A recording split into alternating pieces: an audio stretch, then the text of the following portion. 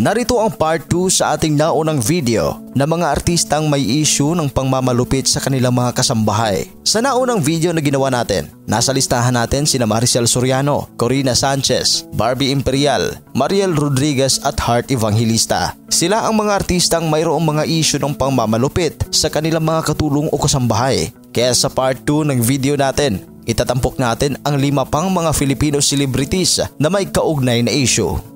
Janela Salvador. Noong July 7, 2020, sa kasagsagan ng COVID-19 pandemic, dumulog ang dating personal assistant o PA ni Janela Salvador na nagangalang si Michelle Pilongco sa programa ni Raffy Tulfo na Raffy Tulfo in Action. Inireklamo ni Michelle na hindi pa umano ibinigay ni Janela ang 3,600 pesos na kabayaran sa 12 araw na pagtatrabaho bago siya pinaalis sa serbisyo. Ayon sa kanyang salaysay, dati siyang stay-in na kasambahay at sumasahod ng 8,000 pesos kada buwan. Pero ginawa raw siyang personal assistant ni Janela na palaging kasama sa mga taping at shooting nito. Sumbong pa niya kay Raffy Tulfo, hindi siya insured sa poder ni Janela dahil wala siyang SSS at Pag-ibig. Sabi pa niya, alam niyo po, ang hirap bilang PA, tapos ganyan pa po si ma'am. May malaki raw sanang pasabog si Michelle laban kay Janela pero hindi niya pwedeng magsalita dahil sa kontratang kanyang pinirmahan. Sinubukan ni Raffy at ng staff ng programa niya na kunin ang panig ni Janela sa pamamagitan ng handler nito.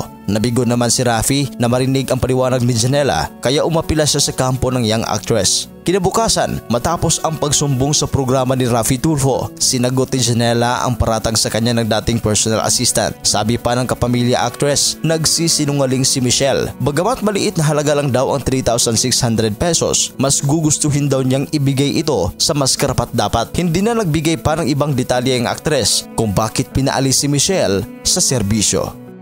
Princess Revilla. Si Princess Revilla ay ang kapatid ng actor-politician na si Ramon Bong Revilla Jr. Malala ang naging akusasyon ng mga kasambahay niya dahil halos pinatay umano ng aktres sa bugbog ang kanyang kasambahay at 2 beses din itong inireklamo ng magkaibang mga katulong. Isang 16 million pesos damage and civil lawsuit ang isinampa noong 1997 ng Commission on Human Rights o CHR laban sa dating aktres matapos humingi ng tulong sa kanila sina Prissy Balulong at Rodeline Lumactod. Sila ang sinasabing mga kasambahay ni Princess na di umano'y binugbog at inabuso niya. Pagkalipas ng 1 taon, naakwit ang aktres nang biglang hindi na sumipot ang mga nagreklamong kasambahay at tila pinabayaan na ang kaso. Sa pangalawang reklamo, noong June 11, 2008, nang muli na namang naharap sa parehong kaso si Princess. Ito'y matapos lumantad ang isang 17 anyos na kasambahay na di umano'y tumakas mula sa bahay nila sa Casa Verde sa Barangay Ugong, Pasig City dahil daw yun sa pambubugbog sa kanya ni Princess. Nakunan pa ng pahayag ng The Buzz ang kasambahay ni Princess. Lahat pa nito, siya ay binugbog, inuntog ang ulo sa pader, sinabunutan, pinatawirik. 2 walis tambo na rin daw ang nabali sa kanyang katawan at nang umalis siya, nanginginig pa ang kanyang buong katawan dahil pinasquat siya. Binalaan pa raw siya ng dating aktres na papatayin siya sa bugbog. Itinanggi naman ng dating aktres ang mga reklamo ng kasambahay. Posible raw na meron lang nagtuturo sa dating kasambahay para sabihin ang kwentong pananakit sa kanya. 2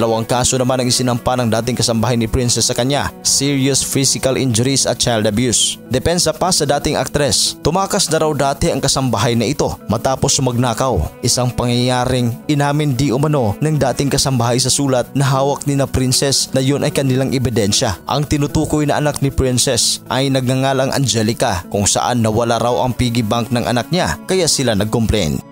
Claudine Barreto. Si Claudine ay nasangkot din sa issue matapos inireklamo ng kanyang 2 kasambahay. Nag-ugat ang reklamo ng 2 kasambahay laban kay Claudine sa isang insidente noong July 24, 2013 kung saan inakusahan ng aktres ang 2 ng pagnanakaw ng kanyang alahas at mga mamahaling bag na nangyari umano sa kanilang tahanan sa Loyola Grand Villas. Matapos maghain ng reklamong qualified theft ng aktres sa 2, naghain din ng reklamo ang mga kasambahay laban kay Claudine dahil daw sa pagkuha nito ng kanilang mga personal na gamit kabilang na ang cellphone at tablet. Sinabi pa ni Dessa Patilan na nagsinungaling daw si Claudine dahil sa pag-akusa sa kanya ng pagnanakaw. Pansamantalang nakalaya si Dessa matapos ang halos 1 taon sa kulungan dahil sa tulong na rin ng strange sister ni Claudine na si Gretchen Barreto. Ibinasura naman ng Marikina City Prosecutor's Office ang lahat ng reklamong kriminal na isinampa ng dalawang kasambahay laban sa aktres na si Claudine Barreto. Dalawang resolusyon na may petsang July 1, 2014 ang natanggap ng kampo ni Claudine kung saan nakitaan ng Marikina Prosecutor's Office ng lack of sufficient probable cause sa mga reklamong robbery at grave coercion na inihain ni Maria Luisa Becher at perjury naman na isinampa ni Desa Patilan.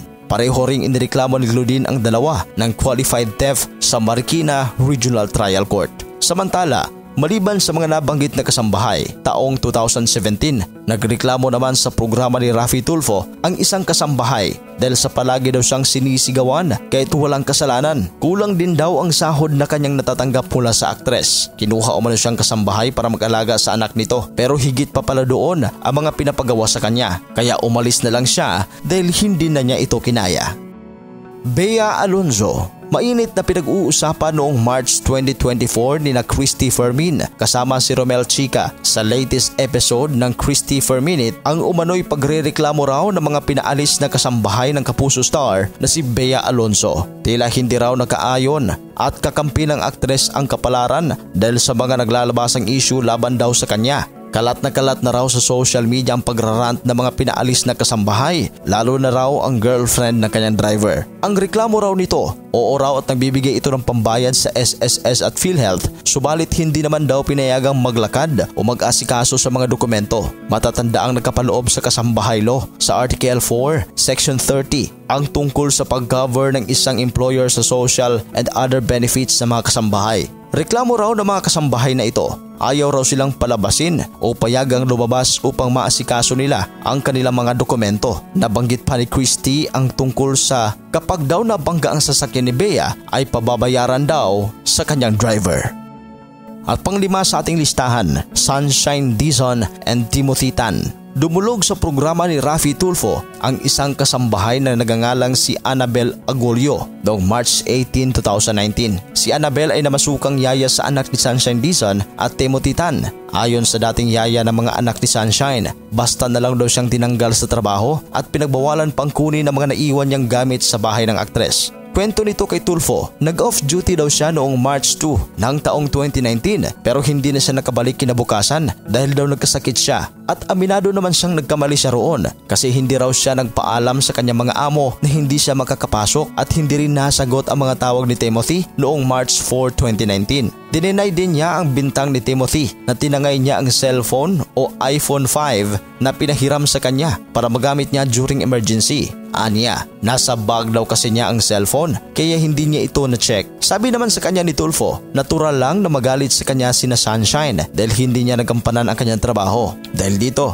pumayag naman si Timothy na makipag-usap kay Tulfo on air para maliwanagan ang mga reklamo ni Annabel. Una niyang dininay na ayaw nilang ibalik ang mga naiwang gamit ng yaya. At tungkol naman sa utang ni Annabel, may balanse pa raw itong 3,300 pesos mula sa inutang na 12,000 pesos. Pero ayon kay Annabel, 2,000 pesos lang ang utang niya. Dito na nagsuggest si Tulfo na magharap na lang sila sa barangay para masitel ang utang ng yaya na sinang-ayunan naman ni Timothy.